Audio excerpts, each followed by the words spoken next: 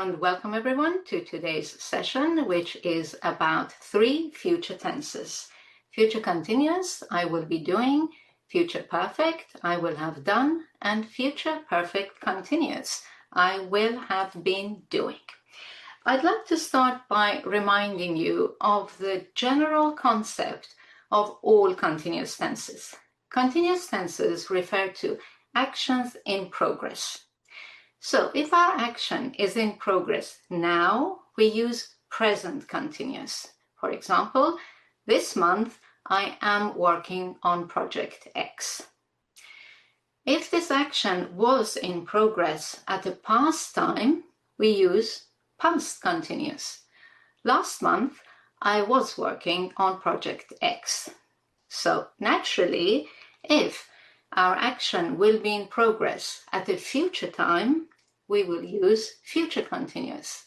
Next month, I will be working on project X.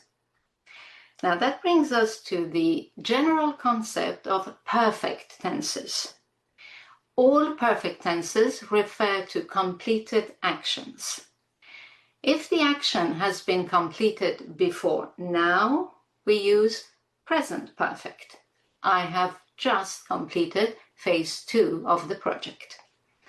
If this action was completed before a past time, we use past perfect.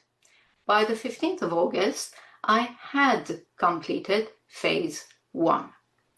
So naturally, if the action is going to be completed before a future time, then we use future perfect. By the 15th of October, I will have completed phase 3. And putting these two ideas together, we come to all perfect continuous tenses.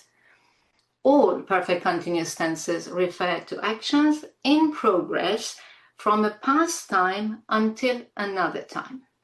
So if the action has been in progress from the past until now, we use present perfect continuous. I have been working on the project since the beginning of August or 4-5 weeks. If the action was in progress from the past until another past time, we use past perfect continuous. By the 15th of August, I had been working on project X for 2 weeks. And therefore, if the action will be in progress from the past until a future time, we arrive at future perfect continuous. By the 30th of September, I will have been working on project X for 2 months. So as you can see, tenses in English are very systematic and parallel to each other. They have the same concepts in different time frames: present, past, and future. We have looked at the future ones today. 2 little notes. First of all, when you speak, make sure you use the contracted forms of will and will not. For example, won't they be joining us tonight? And she'll have finished by the time I get there this afternoon. One other little point that you need to remember, make sure you don't put state verbs in the 2 continuous tenses. So, for example, if our verb is work, and that's an action verb, no problem. We can say, by next month, she'll have been working as a nurse for 10 years. But if your verb is be, which is a state verb, don't say, she'll have been being a nurse for 10 years. She'll have been a nurse for 10 years. Now, last very important point that I'd like to mention is about the frequency of use of these 3 tenses.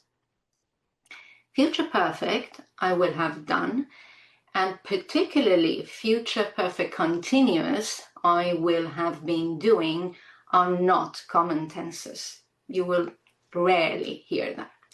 By contrast, future continuous, I will be doing, is a very common tense. And we're going to have a look at why this is the case. So, there are 3 situations where you know an action will be taking place at a future time. The first situation is that this action always happens at this time. For example, at 8 o'clock tomorrow morning, I'll be driving to work, because that's what I do every day. So as usual, I'll be doing that same thing tomorrow morning. The second situation, it is that it is your intention to do this action at that future time. Now, as you very well know by now, the main tense for intentions is be going to do. I'm going to do some gardening tomorrow morning. But when it's clear that we are expressing an intention, we can also use future continuous. We can say, I'll be doing some gardening tomorrow morning. And the third case is when you have made an arrangement for that time in the future. Once again, as you know very well, the main tense for arrangements is be doing, present continuous. I'm having lunch with my cousin tomorrow. That's the best tense. But once again, when it's clear that we are talking about an arrangement, we can also use future continuous. I'll be having lunch with my cousin tomorrow. Right, that's a brief review of these three future tenses. I hope it has been helpful in clarifying how to formulate them and when to use them. I hope you've enjoyed this lesson. For more on this topic, click here. Remember to also check out my complete online course, and don't forget to like and subscribe. Thank you for watching and happy studies!